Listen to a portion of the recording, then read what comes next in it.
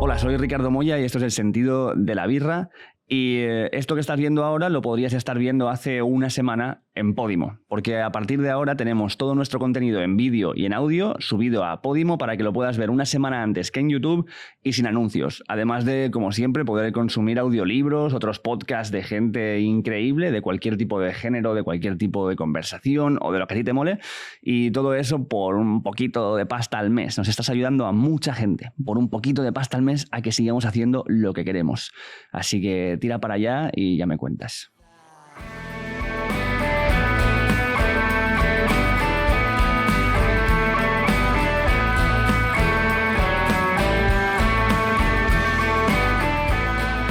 Pues arrancamos en este momento. Cuauhtémoc Cárdenas, muchísimas gracias por venir al Sentido de la Birra. ¿Cómo hacemos para la gente que nos escucha de España y que no tenga conciencia de quién eres? ¿Cómo te presentarías tú a ti mismo? Pues como un mexicano ingeniero civil que ha dedicado muchos años a la vida política.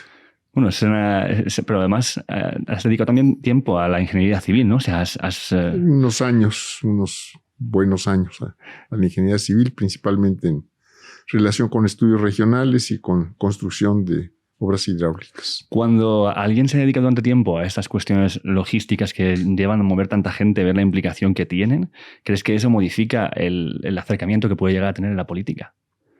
Bueno, yo creo que en mi caso la ingeniería civil fue una forma de acercarme a la política, y la formación como ingeniero civil creo que me ha servido mucho en cuanto al contacto con la gente. Pero también tu ámbito familiar tuvo muchísimo que ver, evidentemente, con tu... Desde luego, es decir, mi padre pues estuvo en la vida política por muchos años. Lo tenemos aquí. Aquí lo tenemos. Sí.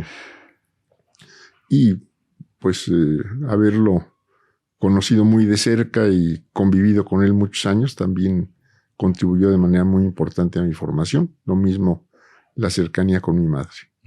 Claro, porque tu madre también está muy implicada en cuestiones sociales y políticas. Pues no de manera directa, pero pues la vida familiar y el entorno familiar la hicieron que también tuviera en una u otra forma que estar atenta a lo que sucedía en la vida política del país. Claro, ¿cómo es nacer en el seno de una familia dedicada a la política? Porque esto siempre cuando lo vemos desde fuera pareciera como que lleva tanto trabajo, tanto esfuerzo, esta dedicación, que llegar a ser padre de alguien mientras que estás dedicándote a intentar generar cambios en un país según lo que tú consideras que es mejor, como que puede ser difícil de lidiar, ¿no? No sé cómo viste tú como hijo desde esto. Yo pues siempre vi a mi padre como veía a los padres de otros amigos míos muy cercanos.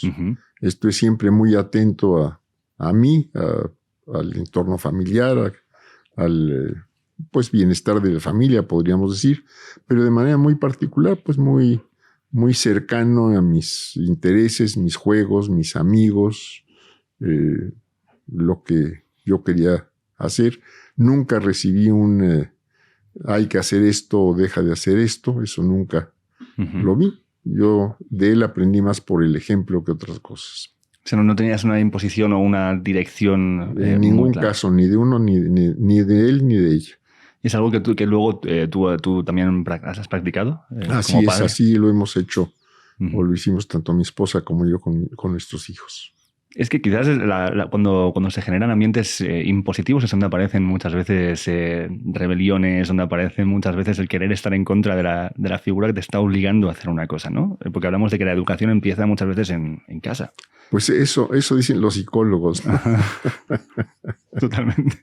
¿Y cómo es cuándo empiezas a tener interés político? Porque al ser pequeño eso es algo que está en casa. Interés político sí. Siempre. Es decir, no podría yo decir a partir de esta fecha, a partir de otra. Ahora, participar en la vida electoral es otra cosa. Claro.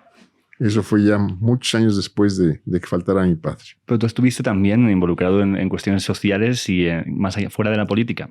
Fuera de la política, en cuestiones, llamémosle más bien gremiales, en materia de planeación, acercamiento con grupos de planificadores de América Latina, sobre todo, y participando en cuestiones también, yo les llamaría políticos sociales o social políticos, según se quiera ver. parte del Consejo Técnico de la Confederación Campesina, aquí en México, y siempre interesado en lo que estaba sucediendo, sin necesariamente participar en cuestiones electorales. ¿Y qué es lo que te lleva de ese interés más hacia lo social hasta llegarlo o llevarlo a un punto de vista político? Mira, primero el que se abrió una oportunidad.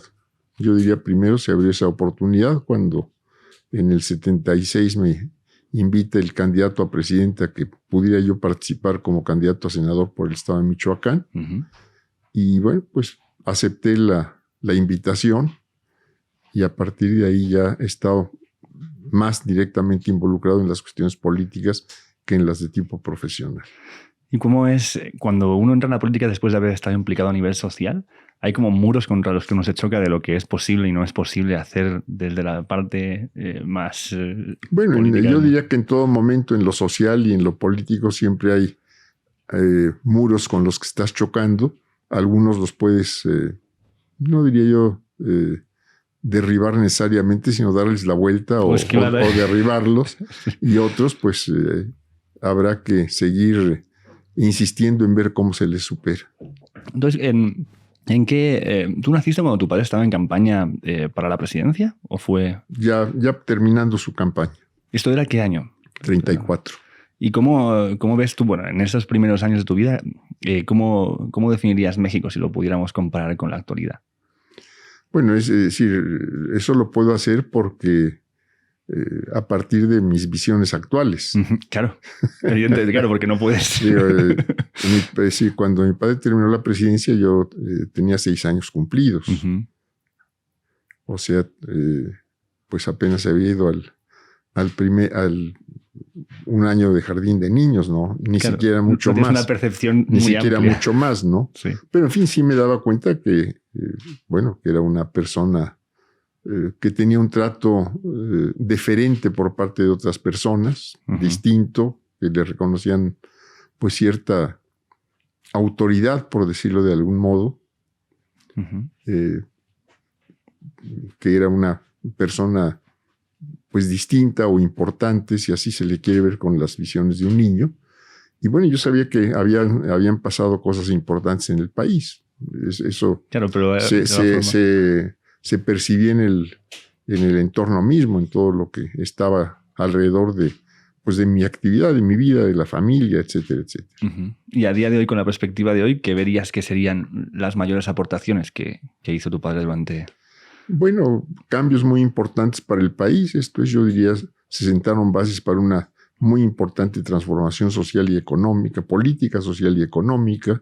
Se crearon muchas instituciones que han perdurado por muchos años ya después de que él salió de la presidencia, hasta la actualidad.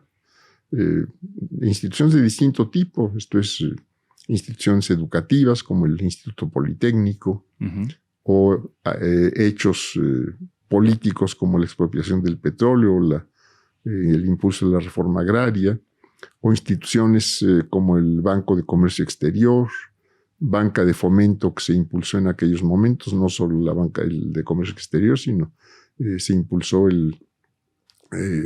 la banca para atender la agricultura, para atender la industria.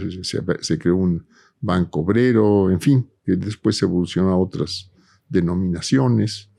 En fin, muchas instituciones de muy distinto tipo que han perdurado y que pues han sido base para el desarrollo económico y social del país. ¿Cuánto crees que se ha seguido esta dirección política en el país después de la legislación de Lázaro Cárdenas? Mira, del 40 yo diría los años 80, hubo avances y hubo retrocesos. Hubo menos énfasis, por ejemplo, en la reforma agraria. Hubo creación de nuevas instituciones, nuevas universidades, sin duda un importante desarrollo en la infraestructura de comunicaciones, educativa, de salud del país. Repito, nuevas instituciones, el Infonavit, pues en fin, los grandes hospitales, los hospitales de altas especialidades en el país, que empezaron seguramente desde aquella época. En aquella época entiendo que surgió el infantil, pero pocos años después vinieron cardiología y, en fin, ya muchos otros que siguen siendo muy importantes, nutrición, en fin. Uh-huh. Pero a lo que me refiero quizás es saber, podríamos llamar quizás de un punto de vista socialista, democrático. Pero yo diría, bueno, sí, hubo avances, hubo retrocesos, ajá, pero se mantuvo más o menos una línea, a veces con más retrocesos que avances, como uh-huh, los sucesos del 68, uh-huh, la represión del 68, etcétera. Pero yo diría que ya digamos, de 82 para adelante, ya los gobiernos fueron abiertamente contrarios a lo que pudiera ser la Revolución Mexicana. Entonces ya no se identificaron en ningún sentido con la revolución, aun cuando yo diría que las últimas administraciones, ya de los 60, 70 en adelante, fueron más los retrocesos desde el punto de vista ideológico, programático, uh-huh, que los avances, pero ya en el 82 fue un franco quiebre con lo que venía de las líneas políticas anteriores. ¿Y a qué crees que se debe? Bueno, a que dominaron esos intereses, ya yo diría contrarios, uh-huh, intereses que pretendían y han pretendido hasta ahora, pues solo privilegiar a grupos minoritarios, no buscar un avance general importante para todo el país y para todas las distintas componentes de la sociedad mexicana. Que tú formaste parte, si no me equivoco, del Movimiento de Liberación Nacional. En los 60. Los 60. Que no era un movimiento electoral. Era un movimiento social. Era una movilización para tratar de corregir rumbo, para tratar de impulsar más respeto a los derechos sindicales, impulso a la reforma agraria, una más equitativa o más igualitaria relación internacional, uh-huh, que no hubiera presos políticos, que los había en aquel momento, etc. ¿Cómo, para el que no conozca sobre la reforma agraria, cómo la podríamos definir en términos más o menos resumidos?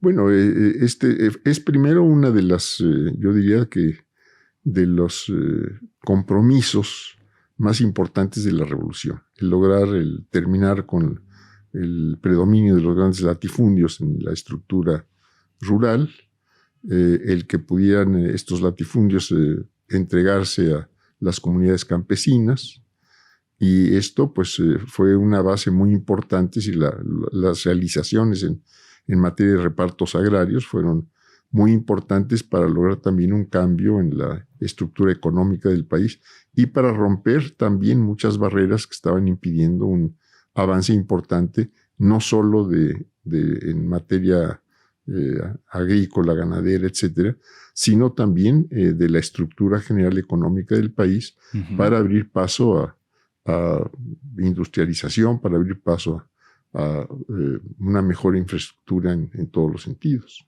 Y en ese caso, ¿piensas cuando se terminó esa vertiente, hablamos, en el 82 empieza a hacer el cambio, se deja de prestar atención o interés en que la reforma agraria continúe siendo? Bueno, la reforma agraria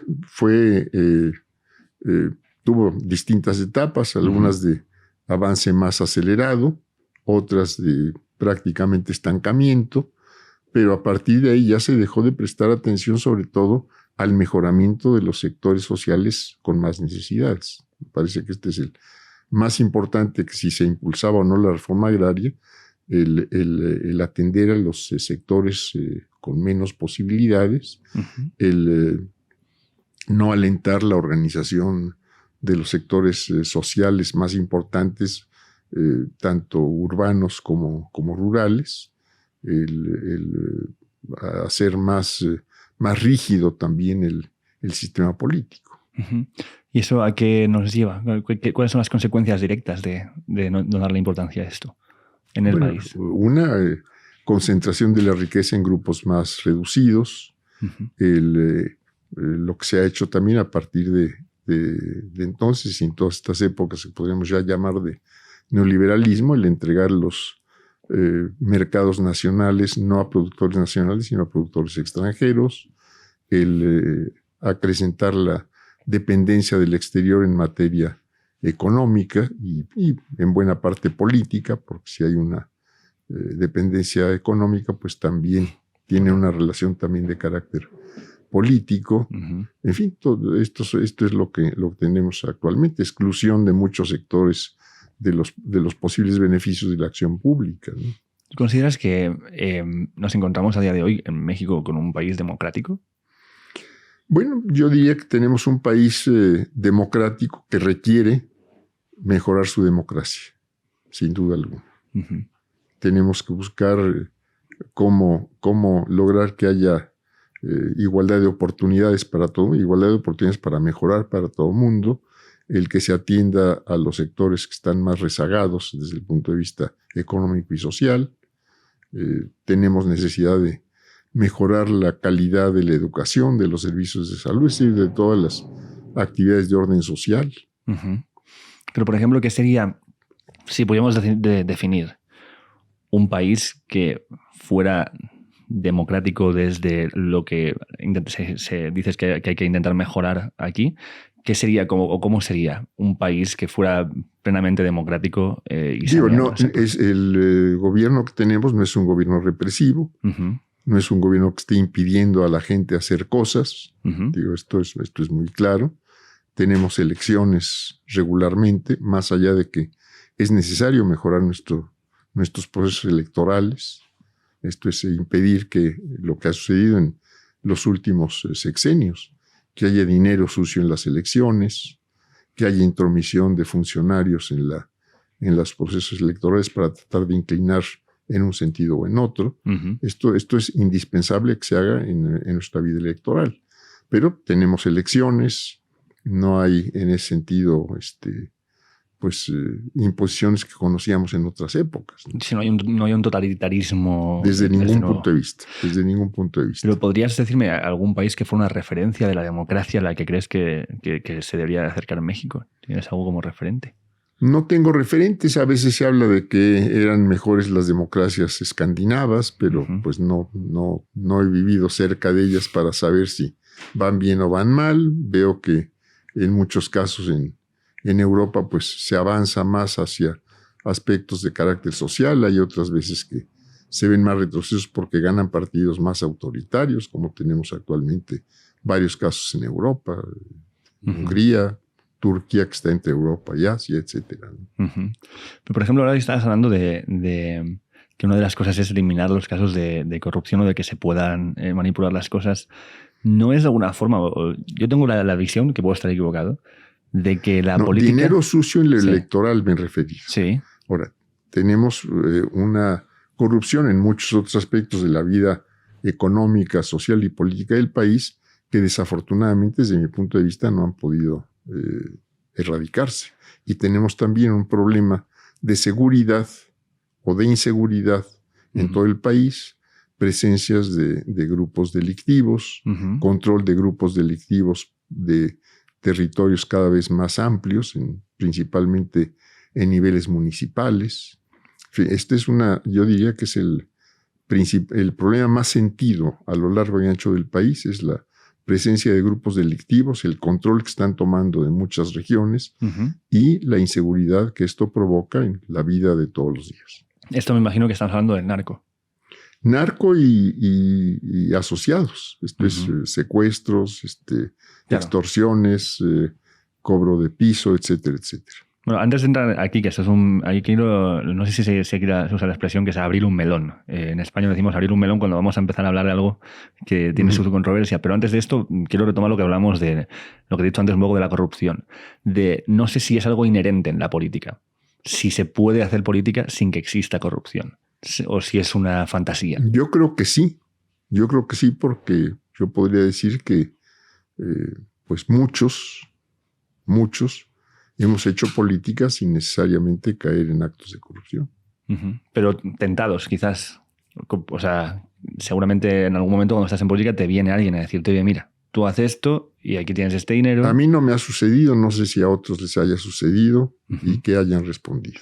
Nunca nadie te ha ofrecido nada ni has tenido que negarte a... No. ¿Y por qué crees? O sea, porque me parece que es muy común como para que no te suceda. Pues porque saben lo que se les va a responder. Porque ya te ven venir por donde lo que vas a decir. Así es. Has sido muy, muy firme sobre esto. Creo que cuando estuviste en la Ciudad de México hubieron Bueno, varias yo gente. te podría decir que gobiernos que me sucedieron Sí, en Michoacán o aquí en el Distrito Federal o en Ciudad de México sí. Trataron de involucrar a colaboradores míos en actos de corrupción y nunca encontraron el manejo de un solo centavo mal habido. Pero esto, por ejemplo, habrá quien piense desde la política en plan de, entonces, pero eres tonto, si tienes ahí el dinero y para el tiempo que vas a estar aquí, coger dinero y ya pero está. Quien participe en la política para hacer dinero, pues puede responder como tú le estás diciendo. Uh-huh. Quien busca otras cosas, pues no va a responder como tú le estás diciendo. Pero queda mucho de eso. ¿Tú crees que queda mucha gente que participa en la política no por un interés personal? Yo creo que hay muchos, sin duda alguna. Uh-huh. Bueno, eso da esperanza. Así es. Porque claro, es que... Por eso hay optimismo respecto a que las cosas pueden cambiar. Desde luego. Pero no sé hasta qué punto el hecho de que cuando... O sea, si tú eres en un ambiente, por ejemplo, ¿no?, de confrontación, si alguien es más belicista o más agresivo y alguien es más pacifista o más dialogante, depende de cómo tiene a veces las de perder el dialogante, porque la fuerza siempre se impone. Entonces, de la misma forma pienso que... A veces no se impone, ¿no? A veces también gana el diálogo. Sí, pero, por ejemplo, a nivel político, ¿existe el diálogo a día de hoy, por ejemplo? Yo creo que en muchos casos sí, en otros seguramente no. ¿Aquí en México? Es difícil el diálogo, es difícil en este momento, pero creo que se tiene que seguir intentando y es obligado para el que cree en el diálogo seguirlo intentando. Porque yo lo veo desde España y no sé si aquí será muy diferente, pero ahí en los partidos políticos yo no veo mucho diálogo entre los partidos opuestos, sino más un intento de ensuciar la imagen contraria, un intento de siempre decir lo que uno no ha hecho. Aquí sucede lo mismo, no hay diferencia en eso en la vida yo diría, todos los países en términos generales. Uh-huh. Entonces eso no nos puede llevar a un populismo y a un intentar simplemente venderle la moto al pueblo para que me voten más que para intentar hacer un cambio que sea real. No, yo creo que la gente sabe muy bien cuando se hace una propuesta de fondo, una propuesta real o una propuesta que solo busque el beneficio de un grupo o de una persona. Pero no es fácil de manipular quizás a la gente si no hay una educación fuerte al respecto de cómo son estas. Pues puede haber manipulación, pero también puede haber quien tiene quien entiende o es objetivo respecto a lo que se quiere, a las malas intenciones que pueden tener algunos. Uh-huh. Claro, porque como por ejemplo en este caso, ¿cómo ves la participación del pueblo mexicano respecto a la política, la implicación? Porque hace falta una mayor participación, hace falta una mejor educación cívica, sin duda alguna. Uh-huh. Pero yo me imagino que hace años, cuando por ejemplo tú estabas involucrado con el movimiento de liberación nacional, etcétera, como la juventud o la gente joven sobre todo, ¿no?, y el pueblo en general estaba más implicado en este tipo de cosas que ahora, ¿o es una percepción mía? No, yo creo que la gente en general, es decir, la gran mayoría, está siempre buscando participar limpiamente en los cambios políticos y sociales. Uh-huh. A veces se cierran los caminos y habrá que aguardar más tiempo para poder empujarlos. Uh-huh. Vamos a lo que hablamos de los grupos organizados de crimen organizado. Esto, hay una guerra, centrándonos en el narco, y una guerra de hace ya años del gobierno contra el narco que parece que no debilita en absoluto estas actividades, sino que incluso a veces puede llegar a fortalecer. Luego aparecen iniciativas ciudadanas, ¿no?, como hubo las autodefensas hace unos años, pero que al final tampoco acaban de generar una solución. Bueno, lo que pasa es que desde hace años se viene haciendo lo mismo. Esto es... se dice que se van a cambiar las cosas, pero lo cierto es que se viene haciendo lo mismo. Entonces, a una misma acción, pues, corresponde un mismo resultado. Entonces, si sigues haciendo lo mismo, pues vas a seguir teniendo los mismos resultados. Yo creo que aquí tendría que buscarse un camino distinto. Creo que este sería uno de los grandes temas para un muy, muy amplio diálogo de la sociedad y de las instituciones para ver qué es lo que se tiene que hacer para combatir todo tipo de delincuencia, narco, etcétera, etcétera. Uh-huh. Y yo creo que si no se establece un plan y no se involucra el conjunto de la sociedad, el conjunto del país en ello, pues difícilmente se va a tener un buen resultado. Y un plan quiere decir objetivos, tiempos, recursos, responsables, dar seguimiento si se va cumpliendo o no se va cumpliendo, cómo tiene que participar la parte institucional, entonces gobierno federal, gobiernos estatales, gobiernos municipales, grupos que están pues más, que conocen mejor este tipo de temas. Hay grupos especializados en estas cuestiones, pero cómo se involucra la sociedad en general. Entonces, ¿qué nos toca hacer a cada uno de nosotros para efectivamente combatir todo tipo de delincuencia, ¿no? ¿Y qué le toca hacer a la sociedad en este caso?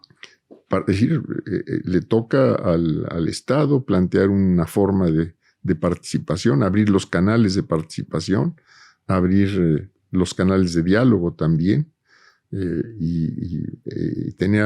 informar a la gente qué es lo que tiene que hacer en los casos en que se pudiera presentar algún hecho delictivo o un posible hecho delictivo. Esto es cómo puede realmente procederse. Ahora, en este caso también habría que pensar que se tiene que mejorar pues todos nuestros sistemas judiciales. Esto es policíacos, procuración de justicia, es decir, los cuerpos especializados que tienen que combatir a la delincuencia.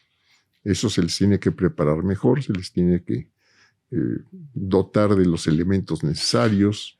Es decir, yo diría hay dos cosas. Por un lado es el enfrentamiento directo contra los grupos delincuenciales y por otro lado mejorar las condiciones sociales. Esto es mejor educación, mejor salud, oportunidades de trabajo, etcétera. Uh-huh. Me parece que hay que ir, que se tiene que lograr que haya una presencia permanente del Estado y de la sociedad en todo el territorio nacional. Y esto habría que verlo pues, porción por porción, municipio por municipio, por decirlo de algún modo. Y esto quiere decir presencias a partir de obras de infraestructura, de mejores escuelas, de mejores clínicas, de proyectos y programas culturales, etcétera, etcétera. Uh-huh. Pero tiene que ser una presencia permanente para ir desplazando los elementos nocivos de la sociedad, pues irlos desplazando e irlos echando fuera. Claro, porque quizás ahora la solución es como más sintomática, es vamos a ir solamente a, ¿no? O sea, se ve como que la guerra al narco es, si nos enfrentamos violentamente contra esta gente y conseguimos hacer que desaparezcan, se acabó. Pero es una cuestión cultural. Si tú siempre estás manteniendo el ecosistema para que pueda seguir existiendo lo mismo, da igual a cuánto elimines. Ahora acaban de tener a un narco muy conocido, uh-huh, a Caro Quintero, pero esto, pues yo creo que lo único que va a hacer es que el grupo que él encabeza o se mantenga con otras cabezas o se divida, como ha sucedido en muchos grupos pequeños, como ha estado sucediendo en varias partes del país y a lo largo de estos últimos años. Pero a mí me hace esto pensar que quizás no hay intereses de algunos grupos políticos de que esto no termine nunca, porque puede ser más generar más beneficio una guerra interminable contra algo que no vas a acabar que realmente subsanar el problema. Yo no me atrevería a decir que eso está sucediendo, pero todo es posible. Todo es posible en esta vida. Bueno, yo no voy a decir que esté sucediendo, sino que me quedo con la duda de que esto pudiera... Así es, le ponemos un interrogatorio. Una interrogación. Porque cuando se habla de negociación, por ejemplo, en estos casos, siempre pareciera como que es darles la razón. O sea, yo creo que con el delincuente no se puede negociar. Uh-huh. Con el delincuente no se puede y un gobierno no debe negociar. Debe combatirlo con lo que la ley establece, ¿no? Uh-huh. Pero no hay posibilidad de generar una línea de diálogo con el delincuente, ya que es que yo veo que el narco acapara tanto poder y tanto territorio que es de una forma positiva directa. No sé si hay una forma de terminar con ello. No sé, yo no soy especialista ni estudioso de estas cosas, uh-huh, pero yo quiero pensar que sí puede haber una forma de ir terminando con la delincuencia a través de lo que la ley establece. De generar, digamos, más alternativas para que no tenga dónde fructiferar esto, ¿no? Digamos. Por ejemplo, es decir, ir al fondo de los problemas y no solo a sus manifestaciones. Claro, pero siempre parece como que estas soluciones son largas, complejas y que lo que estira es más a la solución rápida. Y no te van a dar medallas. Exacto. Claro, porque si tú estás en política simplemente diciendo las cosas de una forma, analizando lo que sucede y proponiendo soluciones concretas, yo noto que no tiene tanta efectividad como si gritas 3 o 4 cosas que son fáciles de escuchar. Tú en una ciudad como esta, sí. No le das tanta atención, por ejemplo, a limpiar los drenajes por donde van las aguas negras, porque no cortas un listón. No hay inauguración. Nadie ve que lo estás haciendo. Nadie ve que lo estás haciendo. Entonces ahí quizás está lo que hablábamos antes de la diferencia de quién puede hacer algo para que se le vea y por un beneficio personal que por un cambio profundo. Así es. Yo veo, por ejemplo, una contradicción actual, que no sé cómo la puedes ver tú, que estábamos hablando antes aquí fuera de cámara, que es con la administración actual el decir vamos a sembrar un montón de árboles porque estamos creando vida, ¿no? Se están plantando árboles y tal, pero a la vez se está planteando una destrucción de la selva bastante dura para generar el tren. Bueno, yo creo que ahí habría que ver y conocer bien el problema. Es decir, yo no me atrevería a decir que se está destruyendo la selva por las plantaciones. Primero porque yo creo que muchas plantaciones se están haciendo, esta es mi impresión, en terrenos que no tenían cubierta vegetal o cubierta forestal. Entonces, pues esto me parece muy bien. Ahora, habría que decir, en tal parte se está destruyendo cuando podía recurrirse a técnicas de buen manejo de la selva. La selva tiene, en términos generales, una diversidad de variedades forestales que con un buen manejo te puede dar los mismos o mejores resultados que si haces una plantación. Entonces, ahí tendría que haber habido presencia técnica importante para decir, aquí hay que hacer planes de manejo forestal o aquí hay que hacer plantaciones porque aquí no hay una cubierta forestal, una cubierta frutícola, etcétera, etcétera. Tú estuviste dedicándote a la parte forestal durante varios años, ¿no? Fui subsecretario forestal unos años, pero independientemente de eso siempre me ha interesado la parte natural y la parte agrícola. Y dime una cosa, yo estuve viviendo aquí hace 10 años, durante un año, y viajé bastante alrededor del país y veía algo que me sorprendía increíblemente, que era que en terrenos hermosos, de una vegetación increíble, tal y cual, era como que la gente del lugar no lo valoraba y siempre había basura por todos lados, muy poca gente preocupándose de que existiera. Incluso aquí vas a lugares naturales, parques, reservas, basura por todos lados. No sé si no hay una conciencia de la riqueza que eso tiene. Cultura y civismo, lo que está faltando. Eso es indispensable. Y eso empieza desde la casa y desde la escuela. Pero, por ejemplo, ¿has visto cuando has estado fuera el gran contraste en otros lugares que tienen como gran riqueza y la gente? Y aquí mismo hay partes donde está muy, muy cuidado toda la parte natural, o la parte de infraestructura urbana de parques, etcétera, y hay otras que pues no están debidamente atendidas. ¿Y no hay iniciativas al respecto de ello desde la parte política? ¿No hay iniciativas para...? No te sé decir, yo estoy fuera de la administración pública desde hace un buen número de años. Pero cuando en el momento que tú estabas, ¿notabas que había como un interés de que hubiera un cambio, de una educación social al respecto? Sin duda alguna. ¿Y viste algún fruto de esas iniciativas? Sí, cómo no. Mejores manejos forestales, por ejemplo, en muchas partes, y aquí en la ciudad, pues mejoramiento de muchas áreas de parques de la ciudad. Esto sí me tocó verlo de manera directa. ¿Cómo ha sido tu avance a nivel político? Desde que, ¿cuándo empiezas o la primera vez que empiezas a interesarte por formar parte de la vida política? Bueno, te digo, yo empecé con el Movimiento de Liberación Nacional, por ejemplo, y desde antes con actividades de carácter gremial, con la fundación de la Sociedad Mexicana de Planificación, mi participación en la Sociedad Interamericana de Planificación, que me tocó presidirla ya por los años 70, 74, en fin. Son actividades gremiales, pero tienen una relación muy directa con la vida política y con las propuestas de cómo impulsar el desarrollo, un desarrollo, yo diría, democrático, igualitario, cuidadoso de la naturaleza, etcétera, etcétera, ¿no? Uh-huh. ¿Y cuándo pasas a formar parte por primera vez del PRI, de un partido político? Cuando soy candidato a senador en 1976. Porque cuando tú tienes una idea que va a estar fuera de un partido y quieres dedicarte a ello y entrar dentro del ámbito político, es como que las opciones que tienes es ver los partidos que existen y cuál es el que más se puede llegar a acercar a lo que tú quieres conseguir, por mucho que a lo mejor no sea totalmente tu línea de pensamiento, ¿no? No sé cómo fue el caso con el PRI. Bueno, es decir, si tú ves la declaración de principios, programa del PRI de los años 70, 80 inclusive, pues yo diría que la mayoría podemos estar de acuerdo, o muchos podemos estar de acuerdo. Además, no teníamos una vida partidaria en México en aquellos años. Sí, lo cierto es que no había una vida partidaria, había las oportunidades de participar o dentro del PRI o dentro del PRI, no había mucho por dónde escoger. La vida partidaria se abre, yo diría, fuerte a partir del 88.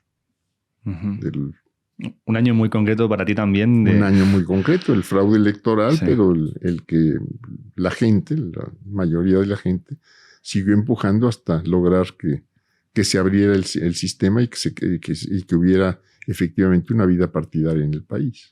Claro, porque en este caso, ¿cómo es cómo se vive ver algo de una forma tan evidente como se ha visto luego con el tiempo de este fraude, ¿no? De esta caída del sistema durante el tiempo de la votación, etcétera?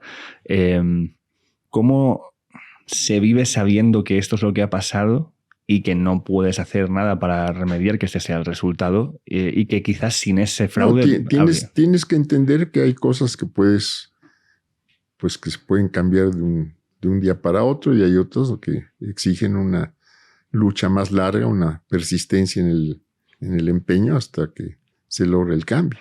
Para quien no sepa de lo que estamos hablando, el resumen que yo tengo por lo que yo más o menos sé, lo digo, corrígeme en lo que me equivoque, pero durante las elecciones del 88 en el que te presentabas para candidato a la presidencia nacional,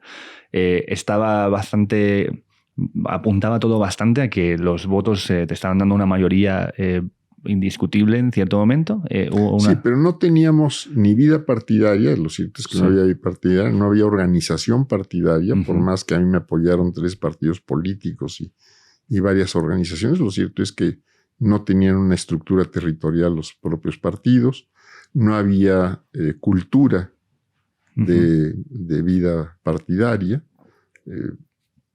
Todas las elecciones que había habido anteriormente, pues siempre les había ganado el partido del gobierno, es decir, el PRI desde su fundación en el 46 en adelante. Entonces, ganaba las elecciones de gobernadores, las principales elecciones municipales y evidentemente las elecciones presidenciales. Entonces, era muy difícil pensar que el resultado iba a ser distinto en 1988. Aquí hubo una insurgencia popular que no se esperaba a nadie, ni nosotros mismos, ni menos el gobierno. Y aún así, dentro de eso... No había organización para poder revertir el fraude. No hubo organización en aquel momento para poder revertir el fraude.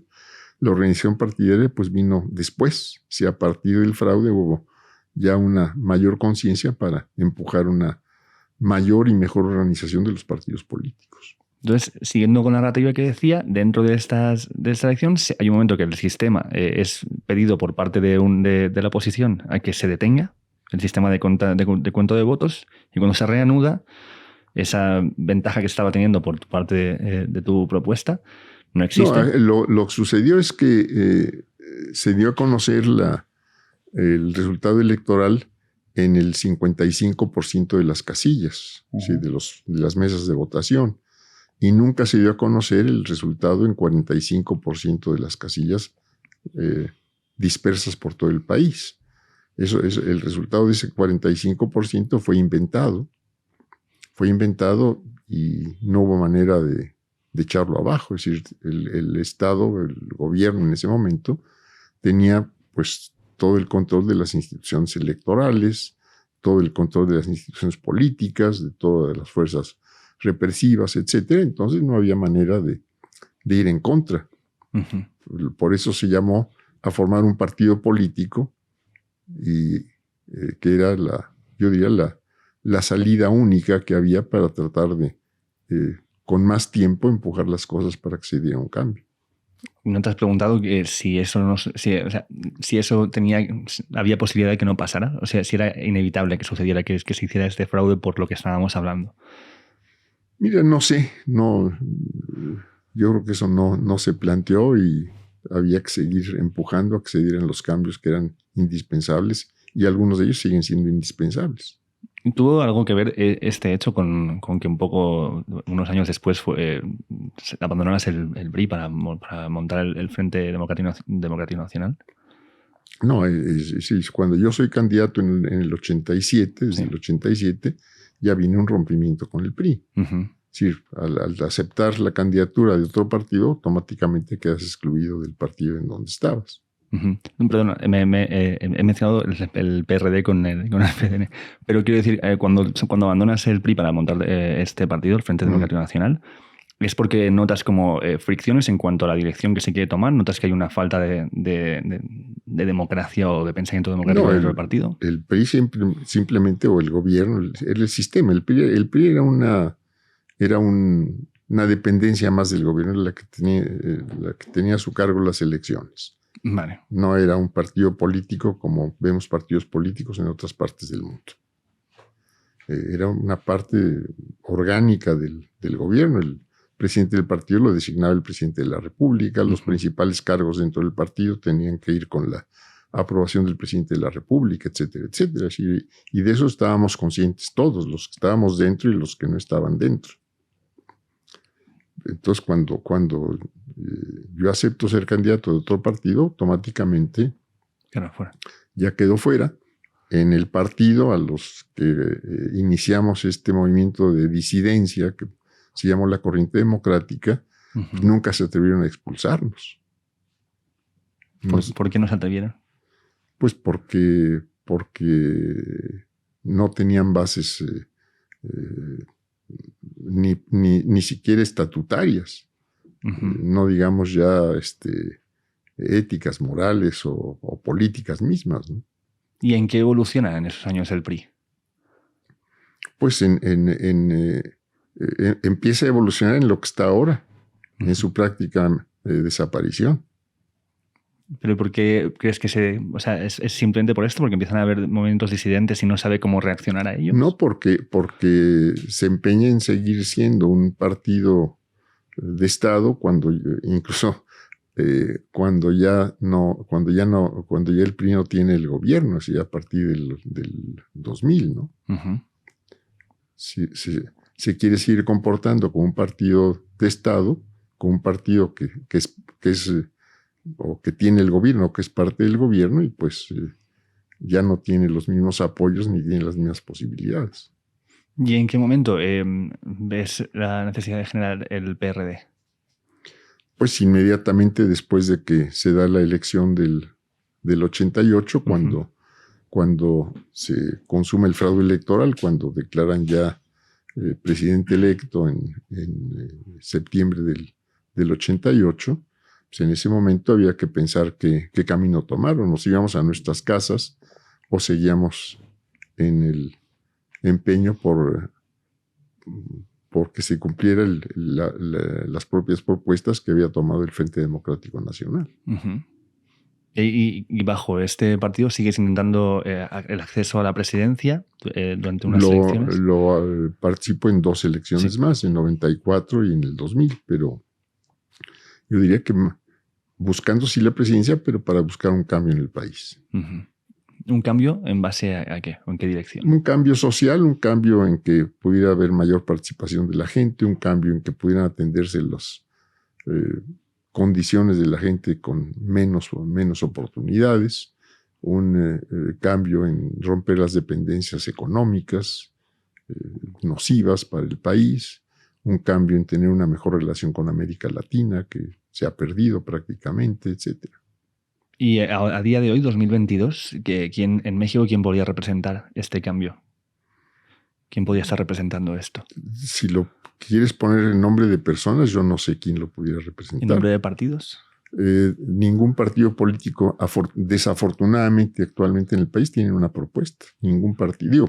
Todos tienen una declaración de principios, etcétera, pero ninguno lo ves activo en buscar una transformación social, política. Es decir, los partidos hoy no tienen propuestas, ninguno, ni el del gobierno ni los que estaban en la oposición. Pero ¿qué quiere decir que no tienen propuestas? Porque dicen cosas que quieren hacer, ¿no? No, voy a hacer esto. Sí, tienen propuestas. Sí. Unos todos en defensa del gobierno y los otros todos en contra de lo que proponga el gobierno, bueno, malo o regular. Vale, sí. Estamos ante un concepto de tribalista, los míos y los otros. Lo que diga el otro mal, lo que diga el mío bien. El mío bien. Sea lo que sea, tenga la base que tenga. Así es. Y tenga la prueba que tenga para decir lo que está diciendo. Así es. Pero quizás no hay concreciones de cómo vamos a hacer lo que estamos diciendo que vamos a hacer. No hay cómo. Hay que en algunos casos, pero no hay cómo. Ostras, pero entonces en este caso, ¿por qué no hay un levantamiento desde la parte social de decir, señores? Bueno, yo te diría lo mismo, es decir, ¿por qué en España o por qué en Gran Bretaña no hay levantamientos cuando hay condiciones, yo diría parecidas, no iguales, pero parecidas en muchos casos? No estoy muy de acuerdo. Entonces, ¿por qué no hay levantamientos? Pues porque la gente no busca la violencia, la gente busca los cambios más tranquilos, ¿no? Pero en este caso no estamos hablando casi de cambios, ¿no? O no hablamos de cambios donde su participación tenga una validez o donde sea la voz del pueblo o de la comunidad de ese país. Yo creo que en cada país, en cada sociedad hay cambios que la gente está buscando, es decir, cómo mejorar, en términos generales, cómo mejorar y cómo no ir para atrás, ¿no? Sí, lo que veo en este caso, o quizás lo que quiero decir es como que posiblemente estemos en un punto donde los partidos políticos parecen más equipos de fútbol, en el cual yo ya soy de y entonces lo que voy a hacer es justificar lo que me están diciendo porque es de los míos. Y entonces ya está, me están diciendo una forma de defender cosas, aunque no tengo una argumentación muy explicada o muy clara de lo que me están diciendo, pero ya es mi equipo, con lo cual yo voy con él. No, yo creo que en muchos casos, yo diría en la mayoría de los casos, en otras partes los partidos tienen propuestas. Esto es, queremos avanzar en mejorar tales o cuales sectores o tales o cuales regiones y estoy proponiendo un programa en estas condiciones. Yo creo que eso lo vemos en todas partes o en muchas partes. Uh-huh. Y eso es lo que no estamos viendo aquí. Y bueno, yo te digo, yo creo que en España hay algunas cosas que son bastante similares en ese sentido. De hecho, te quería hablar de la relación de México con España, porque, bueno, evidentemente empieza de una manera abrupta, ¿no? Esta relación. Y luego con los años también pues va avanzando de diferentes maneras. No sé si hablar antes del pasado o del presente, pero quizás del presente vamos tirando hacia atrás. ¿Cuál ves la relación actual entre México y España?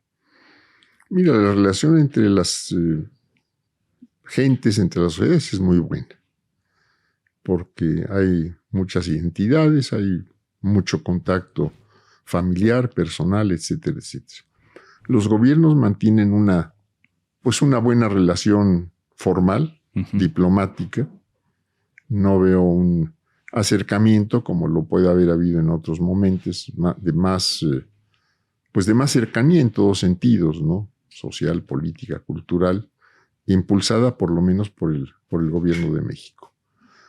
Pero pues tampoco sucede nada, ¿no? Las cosas van, los intercambios se siguen dando, es decir, los intercambios no solo comerciales, económicos, yo diría los intercambios culturales, etcétera, pues se mantienen, afortunadamente se mantienen, y yo creo que de ahí viene pues yo diría la mejor relación que existe entre los dos países, ¿no? Total, aquí hay un par de actos muy concretos o un par de etapas muy concretas para la relación, sobre todo con la gente, con la ciudadanía, que es durante la Guerra Civil, hubieron, llegando a la Ciudad de México, muchísimos refugiados, ¿no? Escapando de al país llegaron, yo creo que cerca de 30,000, que es la migración más importante que se haya dado de allá para acá en el curso de la historia, ¿no? Totalmente. Sobre todo en un tiempo muy corto, porque deben haber llegado en un par de años, 2, 3 años, ¿no? ¿Y eso fue ahí estaba durante la gestión de Lázaro Cárdenas, de tu padre? El principio, pues sí, la caída de la República es el principio de 39, y es cuando empiezan a llegar los republicanos. Aquí viene una 39, 40, 41 todavía, mientras no estalla la Guerra Mundial. Sí, en el gobierno de mi padre y en el que siguió es cuando llegó lo grueso de la inmigración republicana. ¿Y cuál fue la reacción desde México ante esta migración masiva? Bueno, primero el gobierno de México dijo que todo el que llegara sería recibido en México, llegara como llegara. Esa fue la decisión del gobierno de México, abrirse a todo el que llegara de España, ¿no? Y llegaron, incluso en esa época, llegaron de otros países también muchos perseguidos políticos de Europa, ¿no? Yo tuve, primero mucha cercanía con mucha gente de la inmigración republicana. Y yo te podría decir que en la elección presidencial del 94, del 2000, y en mi elección como jefe de gobierno, participaron un grupo importante, pues ya no de republicanos, unos cuantos, pero sobre todo de hijos de republicanos. No me acuerdo el nombre exactamente, pero decían algo así como el Grupo Morado, alguna cosa así. Hay es que no sé, dentro de esta parte como de los refugiados y todo esto, ¿cómo ves cómo estamos tratando en Europa a refugiados de otros lugares en comparación con lo que pasó cuando yo creo que lo que habría que entender es, son condiciones distintas. Esto es la inmigración republicana aquí, pues fue una inmigración que tuvo un origen político, ¿no? Sí, político y una persecución política. Ahora, las migraciones actuales, incluso las que tenemos aquí de México a Estados Unidos y todo lo que viene de Centroamérica y trata de cruzar por México, pues son más migraciones obligadas por condiciones económicas, por condiciones sociales, y no tanto por represiones. Aquí lo hubo, pues si aquí hubo una migración fuerte, por ejemplo, de guatemaltecos cuando había una represión, gobiernos muy represivos en Guatemala en los 60, 70, ¿no? Pero quizás yo estaba tirando más a cuestiones como Siria, por ejemplo. Y de pues cómo... es la guerra y es gente que se ve forzada a salir. Yo creo que habría que buscar dos cosas. Uno, pues recibir a esas migraciones que están en necesidad de la solidaridad de otras naciones, y también las naciones fuertes, las que tienen más capacidad económica e incluso militar, pues buscar corregir las condiciones de presión que existen en muchas regiones. Yo diría que eso tendríamos que hacerlo también aquí en México y en muchas partes de Centroamérica. Esto es decir, si la migración se da porque aquí no hay oportunidades de trabajo, si la migración se da porque aquí no hay oportunidades de mejoramiento, pues tiene que haber la responsabilidad de los gobiernos correspondientes y, en su caso, la solidaridad también de otras naciones que busquen una mejor condición social para todo el mundo, pues desarrollar programas que generen empleo, que reactiven las economías regionales, etcétera, etcétera, para que la gente no se vea forzada a emigrar, sino que pueda encontrar solución a sus problemas en los lugares de origen. Sí, de hecho, yo creo que aquí hay bastante relación, o siempre ha habido bastante relación comercial entre España y México, ¿no? Por razones obvias. De hecho, esta cerveza, 1906, que es de Estrella Galicia, nació aquí. Estrella Galicia nació porque el dueño tenía una fábrica de hielos, me parece, aquí en México, y a partir de allá montó luego la fábrica de cervezas pues en Galicia, con las ganancias, etcétera.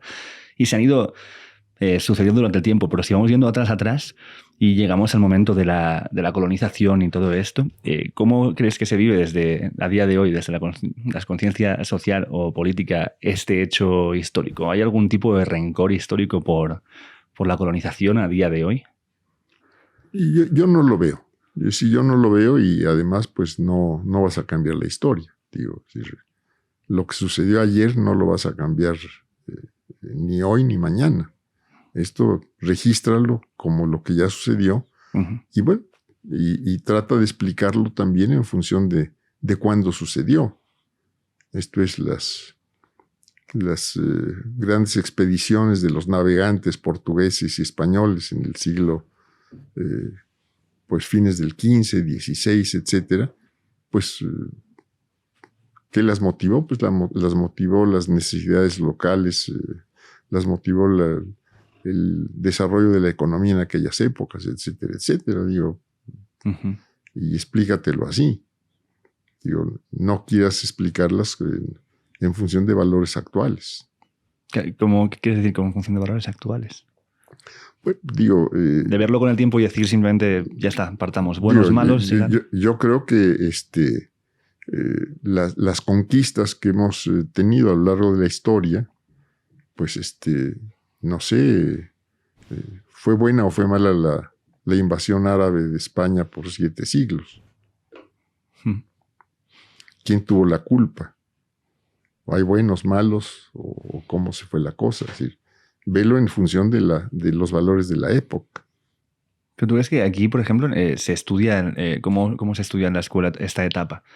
Porque, por ejemplo, en nuestro caso, cuando hablamos de esta historia de España en la escuela, hablamos de los íberos, los romanos, y luego hubieron árabes 700 años, y luego este rey, ¿no? Como no se profundiza en 700 años de historia. Yo creo que aquí más o menos igual, no se profundiza mucho y sobre todo no se analiza en esos niveles de escuela elemental, pues qué era cómo se pensaba en aquellas épocas y cuáles eran las dinámicas sociales y económicas de otras épocas, ¿no? Sí, es que el hecho de, por ejemplo, yo sé que tú estuviste estudiando fuera en tu juventud, fuiste a Francia. Yo estuve haciendo algunos estudios. Estuviste en varios lugares y viendo diferentes también realidades, formas de pensar y formas de vivir, y cómo de importante es eso para generarte una imagen lo más global posible de la realidad. Bueno, yo salí ya habiendo terminado mis estudios de ingeniero civil. Ya fue después de haber pasado aquí por todos los grados escolares. Sí. Pero sin duda te abre muchas posibilidades el poder, simplemente el poder viajar, sea en plan de estudio, sea como turista o sea como sea.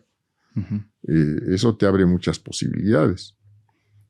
Pero, pues, tratar de explicar los acontecimientos históricos de otros momentos con valores actuales, pues es un error. Tienes que tratar de entender qué pasaba cuando sucedían aquellas cosas. El contexto también es muy importante. Los contextos de época, ¿no? Tal. Hay una cosa también que no sé si es una percepción mía, pero me da la sensación de que tiempo atrás, y tampoco hace mucho, pero varios años atrás, pon que medio siglo o 40 años atrás, la gente que se dedicaba a la política tenía una formación más diversa o más profunda, o estaba más preparada que actualmente. Y no sé si es una percepción mía totalmente sesgada o si compartes conmigo esta visión. Yo creo que siempre ha habido de todo.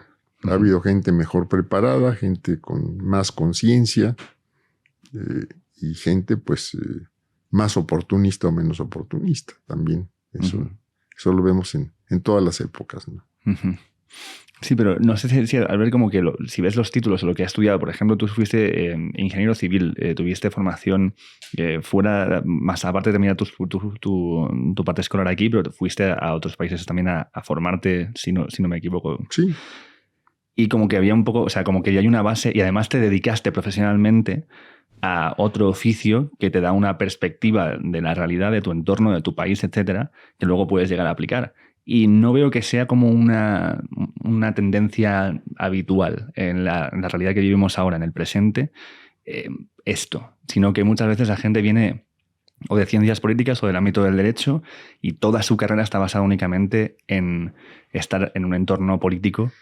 No, yo creo que en cualquier profesión siempre ves cómo cualquiera salta de lo que es estrictamente su profesión a otras actividades. Uh-huh. Hay médicos que están en la actividad financiera y hay financieros que están en la actividad política, en fin, bien formados financieramente, que están haciendo política o en grupos de abogados, etcétera, ¿no? Uh-huh. Entonces era mi percepción. Yo creo. En este caso. Yo creo. ¿Qué más para ir más o menos llegando a algún tipo de ir concluyendo esto? Dentro de la relación entre México y España, estas migraciones de las que hablábamos, ya no por una cuestión de necesidad vital, sino por vital, no por estar huyendo de una guerra o de un refugiado, sino por estar en busca de una mejora económica, ¿crees que se ve, bueno, no solamente en México, sino también en Latinoamérica, la respuesta que se encuentra o la forma en la que España responde a esas migraciones, ¿cómo consideras que, o sea, cómo la valorarías? ¿Migraciones actuales? Sí. Bueno, yo vuelvo a decir, si estamos hablando de la gente que está saltando las vallas en Melilla o en Ceuta, ¿no? Sí.